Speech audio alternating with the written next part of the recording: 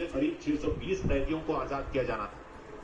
Israel के प्रधानमंत्री Benjamin Netanyahu की सरकार ने इस पर अगले आदेश तक रोक लगा दी और साफ किया कि अगर बंधकों की अगली रिहाई में हमास ने परेड जैसा कोई कार्यक्रम नहीं किया तभी फिलिस्तीनी कैदी छोड़े जाएंगे। इधर न्यूयॉर्क से दिल्ली आ रहे एक विमान में बम की खबर जांच में गलत पाई गई।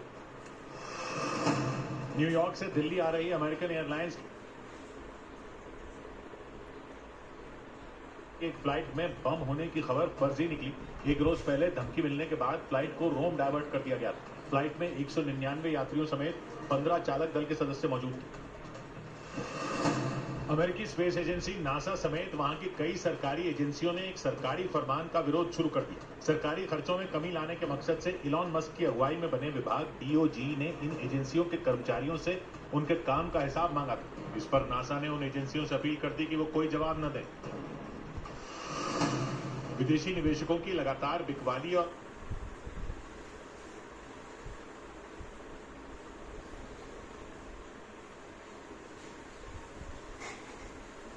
गड़बड़ हो गया।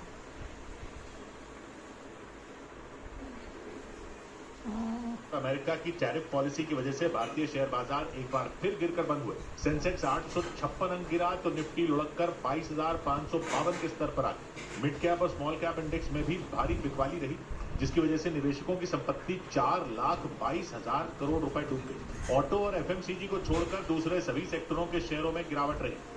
उधर उत्तर प्रदेश के झांसी में रेलवे स्टेशन के प्लेटफॉर्म पर यात्रियों के बीच झड़प हो गई। बताया गया कि ट्रेन में चढ़ने उतरने की बात पर कुछ यात्रियों के बीच वहां बहस शुरू हुई, जो देखते ही देखते हाथापाई में बदल गई और इसके बाद वहां जमकर लात घूंसे चले।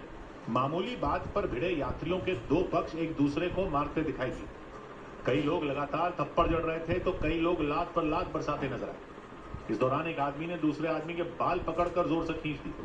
वहां कई महिलाएं भी मौजूद थी जो बीच बचाव करने की कोशिश करती नजर आई। बताया गया कि महाकुंभ की वजह से झांसी के रेलवे स्टेशन पर यात्रियों की भारी भीड़ जुट गई थी, जिसकी वजह से ट्रेन में चढ़ने और उतरने के वक्त यात्रियों को परेशानी होने लगी। इसी बीच यात्रियों के दो गुटों में कुछ कहासुनी हो गई, जो देखते ही देखते मारपीट में बदल गई और वहां काफी देर तक बवाल होता रहा। इधर बिहार के मोतिहारी में एक स्कूल के अंदर एक टीचर के पति की पिटाई के बाद हंगामा हो गया। बताया गया कि गुड्डी कुमारी नाम की टीचर को बुलाने के लिए उनके पति स्कूल में पहुंचे। आरोप लगा इस बात पर स्कूल के हेडमास्टर बुरी तरह भड़क गए और उन्होंने उस स्कूल के अंदर ही उनकी पिटाई कर दी। स्कूल में बच्चों के सामने हुई मारपीट से नाराज कई गांव वाले वहां पहुंच गए। उन्होंने उस स्कूल का घेराव कर दिया। इसके बाद उन्होंने स्कूल के हेडमास्टर की जमकर पिटाई की और उन्हें उस स्कूल के अंदर ही बंद कर दिया। गुस्साए गांव वालों ने वहां तब तक हंगामा किया जब तक पुलिस वहां नहीं पहुंच गई। वो स्कूल के हेडमास्टर को हटाने की मांग पर अड़ गए। बताया गया कि स्कूल में पढ़ाने वाली टीचर गुड्डी कुमारी के पति उन्हें बुलाने के लिए वहां आए थे। गुड्डी कुमारी के पति भी राजकीय प्राथमिक विद्यालय में टीचर। आरोप लगा कि उनके उस स्कूल में आने से वहां के हेडमास्टर को गुस्सा आ गया। उन्होंने फोन कर अपने भाई को वहां बुलाया। इसके बाद उन लोगों ने मिलकर गुड्डी कुमारी के पति की बुरी तरह पिटाई कर दी। इस मामले की जानकारी मिलते ही कई गांव वाले वहां पहुंच गए। उन्होंने पुलिस को भी वहां बुलाया। इसके बाद पुलिस ने मामला शांत करवाया और तो हम रख दे रहे हैं, हम रख देंगे, नहीं तो नहीं उठ रहा हो टूट जाएगी, फिर हाँ टूट जाएगा।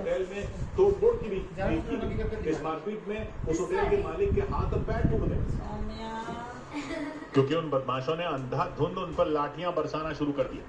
किसी ने उनके सिर को निशाना बनाया तो कोई उनके हाथ पांव पर लाठियां मारता दिखाई दिया। एक के बाद एक कई बार उनको बुरी तरह से लाठियों से पीटा गया।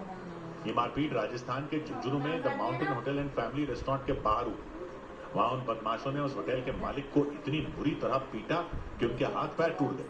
उन्होंने उनसे गुहार भी लगाई, लेकिन उन बदमाशों पर मानो खून सवार था। उन्होंने उनकी एक न सुनी और उन्हें लगातार मारते रहे। इस दौरान कुछ बदमाशों ने उस होटल के बाहर खड़ी एक गाड़ी में भी तोड़फोड़ की। उन लोगों ने डंडे से उस गाड़ी का शीशा तोड़ दिया।